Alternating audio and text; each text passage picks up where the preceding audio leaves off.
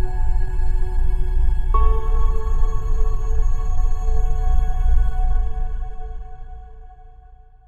everyone, I'm Dr. Pallabi. I'm the Center Head and Protocol Manager from DPRC Guwahati. Today I am about to say a little word about stroke.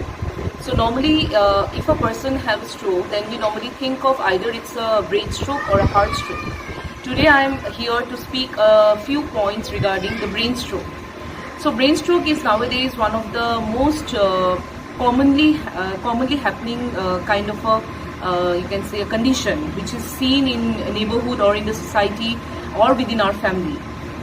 So when we say about stroke, first we have to know about the different predisposing factors which we have to take care of. Otherwise we are also prone for the stroke.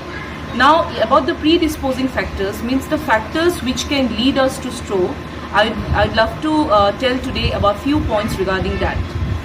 So the first point which is very much seen nowadays is the high blood pressure. Nowadays almost everyone or one or two members in the family is actually suffering from high blood pressure, which is one of the predisposing factor for brain stroke. So when a person is having a high blood pressure, so this pressure is actually giving extra stress on the different arteries or the veins in different parts of the body. So that the same thing is happening in the brain also. So this may lead to the brain stroke, which is also known as hemorrhagic stroke. Another factor nowadays is the obesity. Obesity is the is excessive weight gain, or the person is having excessive weight. So this excessive weight or obesity is one of the predisposing factor for stroke, because if a person is obese, then he tends to have the deposition or the accumulation of the fat particles inside the arteries or the veins. So when these fat particles that deposit within the arteries, they causes the narrowing of the artery, and which may cause the ischemic stroke. So these are some of the main, you can say, points which may lead us to the brain stroke. Now another thing is again diabetes. Diabetes indirectly is also contributing in this in the condition of stroke. Or one more thing which we need to keep in mind is the lifestyle modification, because nowadays we are more into the office work. We don't have time to exercise much, or we are more busy into actually the work timing is more than the relaxed timing. So we are more into the stress, which is again one of the predisposing factor for stroke. Now we have to modify these points to get in shape or to prevent the stroke in coming future. So what we can do for that? Number one is a regular exercise, 30 minutes a day if possible, will be always beneficial. If it is possible 5 days a week or 3 days a week is enough. So if we make ourselves, you can say, habituate to this exercise program every day, which will give us a lot of relaxation, and also it will help us to prevent the stroke in future. Next is the diet.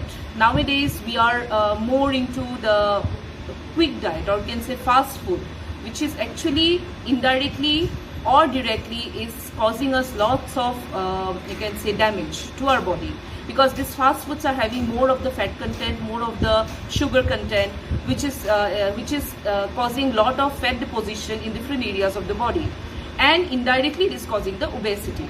So the diet modification with the homemade food, with less of oil, less of fat, and more of the vegetables, and more of you can say taking water content and also the fruits, will help us in preventing this stroke in future, and also making us more you can say active in day-to-day life.